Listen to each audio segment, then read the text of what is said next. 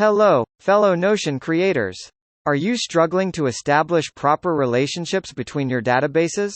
Do you find yourself confused about whether to choose a one-to-one, one-to-many, or many-to-many relationship? If you answered yes to either of these questions, then this video is perfect for you. In this tutorial, I'll be sharing some tips on how to build strong relationships between your databases, helping you organize your data and improve your workflow. So let's dive in and get started. As a database builder, I have noticed that some Notion template creators overlook the importance of establishing good relationships between their databases. This can lead to a confusing and disorganized database, making it difficult to retrieve the information you need. In this video, I will explain the different types of relationships between databases and how to establish them correctly. If you look at the example for the one-to-many rule, the project has many tasks but each task is related to one project. If we change the project for task number 4, we can't choose both projects, but Notion will automatically replace it. Similarly, if we have to change task number 4 of project 2 to project 1, Notion will replace it automatically. To make this, you need to change the limit of the relationship between the project property and the tasks database to one page. If you look at the example for the one-to-one rule, you can see that every student has one locker at school.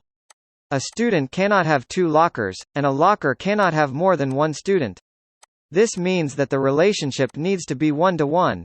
To make this, you need to change the limit of the relationship between the student property and the lockers database to one page. And you need to change the limit of the locker property in the students database to one page as well. This many-to-many rule is the easiest one and is the default by Notion. However, we still need to explain it. If you look at this example, you will see that students learn many materials, and in another direction, you will see that many students study the same materials. Therefore, you need to make the relation many-to-many. To do this, you need to double-check that there is no limit on either side. Now that we understand the different types of relationships, let's discuss how to establish good relationships between databases. First, make sure to choose the right relationship type for your needs. If you need to link one record to another, then choose a one-to-one relationship. If you need to link one record to multiple records, then choose a one-to-many relationship.